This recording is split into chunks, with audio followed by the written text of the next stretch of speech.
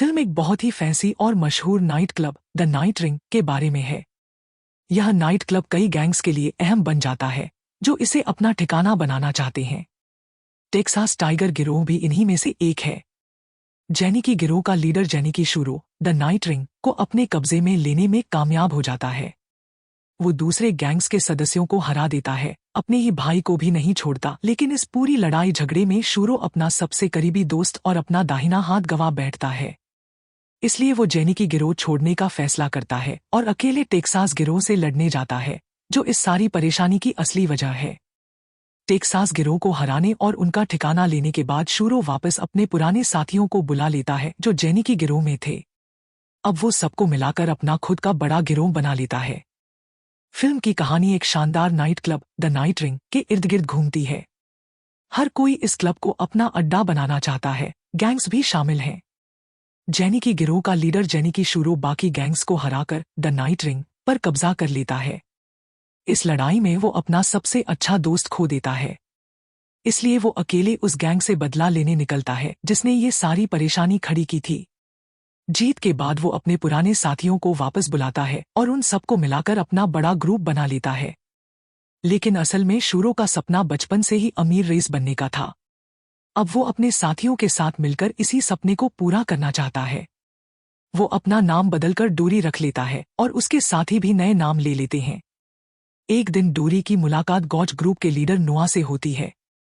नोआ डोरी को एक टॉप स्कूल में जाने का सुझाव देता है। ये कोई साधारण स्कूल नहीं है, बल्कि यहाँ के स्टूडेंट्स पूरी दुनिया पर राज करने की ट्रेनिंग लेते हैं। ये स्कूल अमीर और नामी परिवारों के बच्चों के लिए है, जिन्हें सिखाया जाता है कि आम लोग उनके लिए सीरी मात्र हैं। नोआ कहता है कि अगर डोरी इस स्कूल में अव्वल आ जाता है तो वो लीजेंडरी प्रिंस बन जाएगा और हर कोई उसका दीवाना हो जाएगा।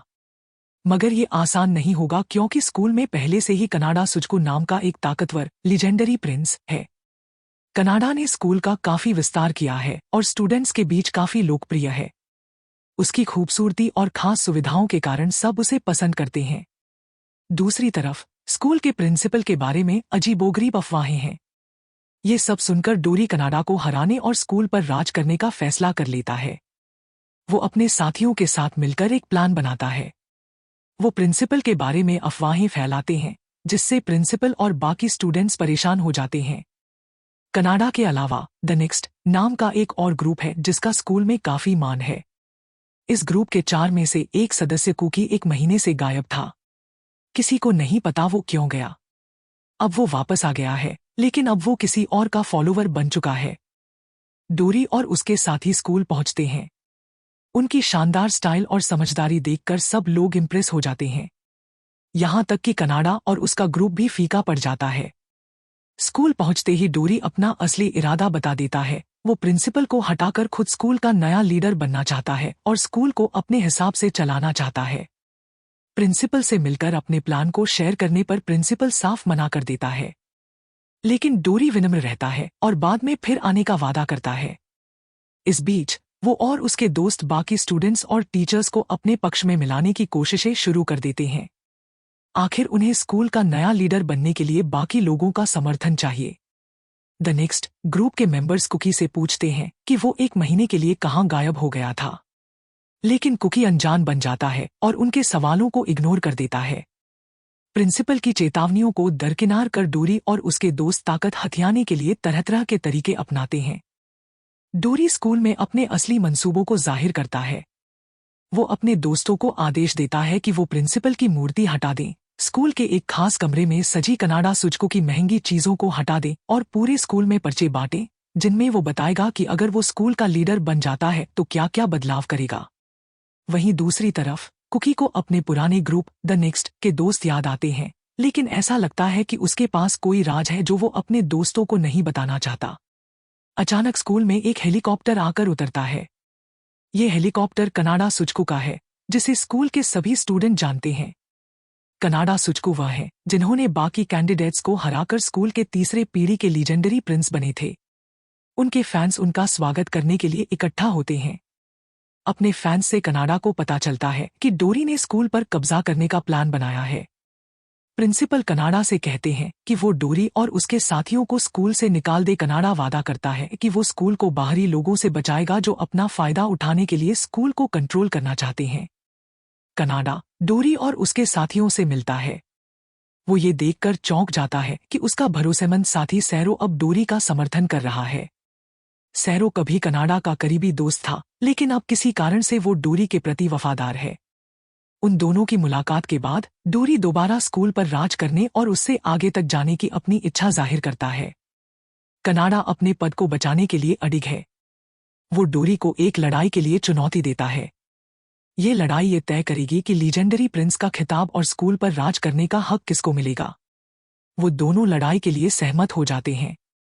कुलीन लोग अक्सर इस खेल को खेला करते थे।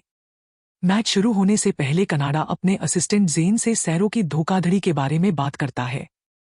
कनाडा को शक है कि शायद सैरो को अब वो पसंद नहीं करता होगा, इसलिए उसने उसका साथ छोड़ दिया।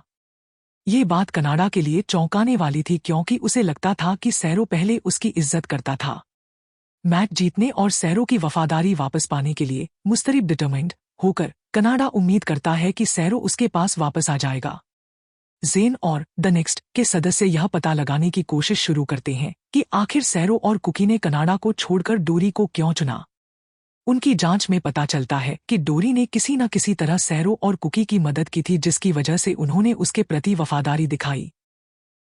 डोरी स्कूल में अपने असली मंसूबों को जाहिर करता है। उसका एक साथी टियो बाहर खाना खाने जाता है और अनजाने में कुकी की मां से मिल लेता है। द नेक्स्ट का एक और सदस्य रयू ये देख लेता है और टियो को बताता है कि वो औरत कुकी की मां है और कुकी ने डोरी का साथ देने के लिए घर छोड़ दिया है। ये जानकर टियो कुकी से मिलने जाता है और बिना कोई वजह बताए डोरी के समर्थकों में शामिल हो जाता है। जब रयू को पता चलता है कि टियो भी डोरी का साथ दे रहा है, तो वो डोरी के ठिकाने पर जाकर टियो से भिड़ जाता है। लेकिन टियो अपने फैसले के बारे में कुछ नहीं बताता है और डोरी के प्रति वफादार रहता है। इधर कनाडा और डोरी दोनों आने वाली लड़ाई के लिए कड़ी ट्रेनिंग कर रही हैं। एक कठिन ट्रेनिंग सेशन के बाद डोरी अपने साथियों के साथ नाइट क्लब में मौजमस्ती करने जाता है। वहीं दूसरी तरफ कनाडा पियानो बजाकर और इमोशनल गाने सुनकर रिलैक्स करता है। जब लड़ाई का दिन आता है तो पूरा स्कूल उत्साहित होता है। कनाडा और डोरी मैदान में आते हैं और लड़ाई शुरू करने के लिए तैयार हो जाते हैं।